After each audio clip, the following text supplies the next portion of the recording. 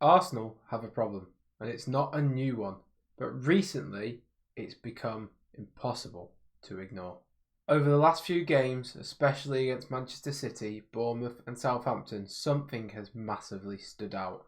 And no, it's not the lack of ability to play it out from the back. It is in fact the lack of midfield progression. Now, the idea of progression is simple in theory within football. You either carry the ball forward or you pass through the lines. Arsenal under Mikel Arteta rely heavily on a balance of both. Martin Odegaard is a passing progressor, calm, precise in his movements and an elite at carrying Arsenal up the pitch. Declan Rice, on the other hand, is the opposite. He brings possession forward through carrying, driving forward with the ball and breaking lines with his physicality. But altogether, balance in this area is crucial. Arteta's system is built around control. Arsenal dominate possession, win duels and pin teams back. Doing this allows them to probe for weakness in the opposition, sustain attack and eventually break teams down. But at the basis of Mikel's system relies on one particular thing: midfield balance. Earlier in the season, the balance was there, whether it was Odegaard or Eberechi Eze in the advanced role with Rice and Zubimendi behind. Arsenal had control. But without Odegaard or Eze fully available, that balance has disappeared. And the biggest concern now is Martin Zubimendi. Now, before we go any further, I want to caveat by saying Martin Zubimendi is not a bad player. He is far from it. He is in his first season. He's played huge minutes, the most in the team, in fact. And fatigue is clearly a factor here.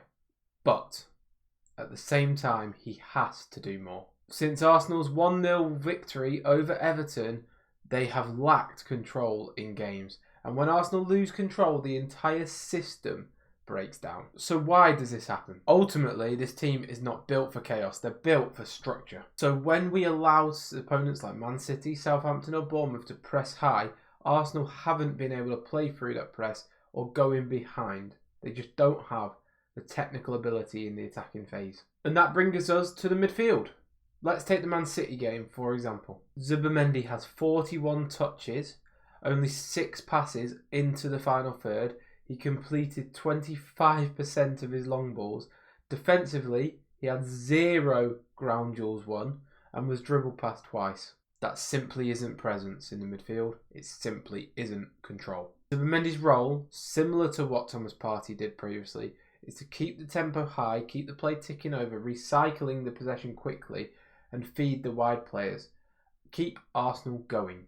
But when that doesn't happen, everything slows down. It becomes predictable and suddenly even building out from the back becomes harder, especially when the goalkeeper is already struggling, which was the case in the Man City and Southampton game with Kepa. Against Southampton, though, there were positives. We actually saw a glimpse of the real Arsenal again. Odegaard played 61 minutes, had 59 touches, 88% pass accuracy, completed both his long balls and won his duels. Well, most of them, sorry. But more importantly, Arsenal had 23 shots. Control was there, structure was there. We should have won the game. We ultimately didn't. But then the drop-off came when Odegaard came off. That's when we conceded the second goal and we lacked that sort of forward momentum. Then against Sporting, Zubimendi's performance was steady on paper. 95% pass accuracy, 68 touches. But again, minimal impact. Few duels won. No real progression. He wasn't the hub of the team. And then ultimately Bournemouth, that is what's triggered this video. That's where things started to really show and fall apart for Zubimendi.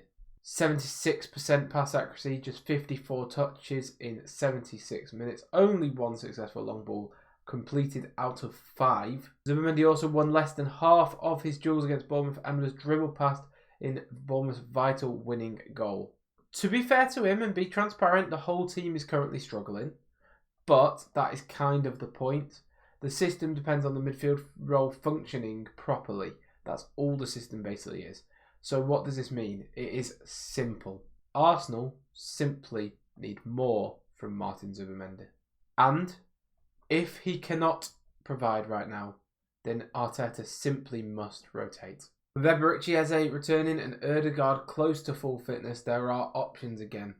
In that number 6 role, Arsenal don't just need someone who is safe on the ball, they need a presence. Someone who can win the duels, control the tempo and progress play consistently. They don't need to just keep possession. Any midfielder can do that. They need to impose it. Ødegaard's return will help, no doubt, but there is a very real possibility that Zubimendi drops out of Arsenal's main midfield for a period. Because ultimately, if Arsenal can't progress the ball, they can't sustain attacks. And if they can't sustain attacks, the entire system collapses. Arsenal's team is built around control. Control the controllables, stop the uncontrollables. Now it is time to show that again. If you enjoyed this video, please do let me know your thoughts. How do Arsenal fix the midfield issue? Because right now, changes are needed. And if you are new, please don't forget to subscribe. Thank you very much for watching. Hope you did enjoy, and I'll see you next time. Goodbye.